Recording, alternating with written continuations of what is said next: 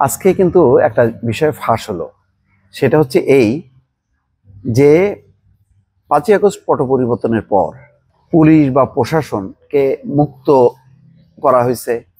সেখানে শুধুমাত্র আওয়ামী যারা দোসর তারা পালায় গেছে বা তাদেরকে বাদ দেয়া হয়েছে, সেটা কিন্তু না।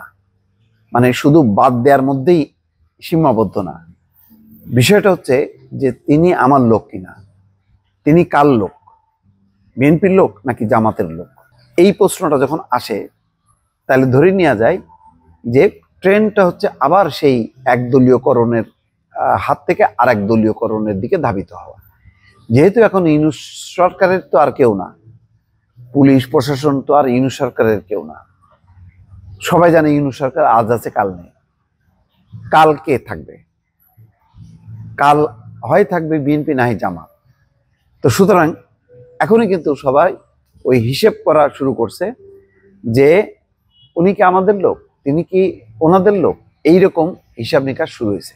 সেই কথাটা আজকে আইজিপি প্রকাশ করে দিচ্ছেন। তিনি বলছেন মাঝে মধ্যে শুনতে হয় উনি কি আমাদের লোক। এই কথাটা আজকে এক সেমিনারে, কারণ বাজারে পুলিশ সংস্কার বিষয়ক এক সেমিনারে তিনি বলেছেন। তিনি বলছেন গত ১ বছরে পুলিশ প্রধান হিসেবে দায়িত্ব পালনের অভিজ্ঞতা তিনি তুলে ধরে বলছেন, গত নভেম্বর থেকে আইজিপি হিসেবে দায়িত্ব পালনের সময়টা মোটেও সুখকর নয়।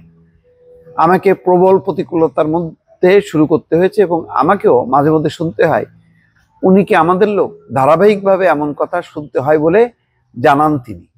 তার মানে এই যে উনি আমাদের লোক তাদের লোক, এটা কি? এবং তিনি কিন্তু বলেছেন যে রাজনৈতিক দলগুলো শাসন করবে, যে উনারাই বলছেন যে উনারাই রাজনৈতিক সরকার আমাদের অভিভাবক।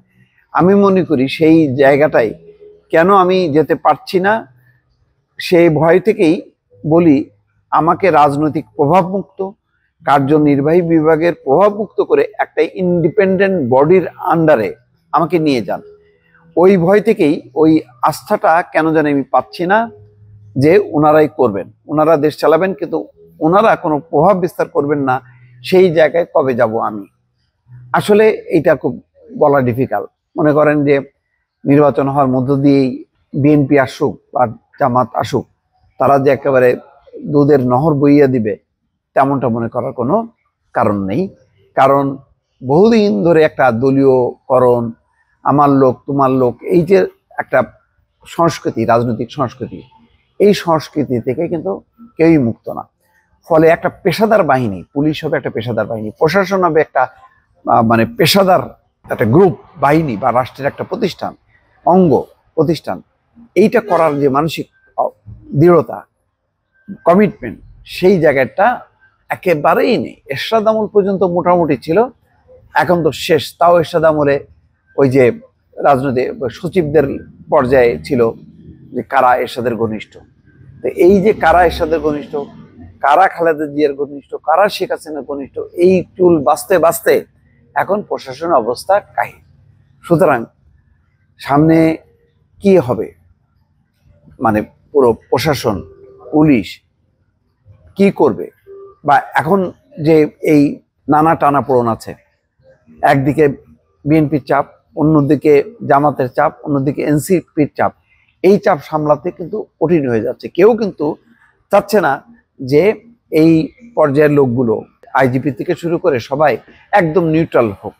এইরকম অবস্থা কিন্তু কেউ নেই। সবাই কোনো না কোনো পক্ষের দিকে ঠেলে দিতে চায়, যেটা পুলিশের জন্য কাজ করাটা খুবই বিপজ্জনক। দর্শক।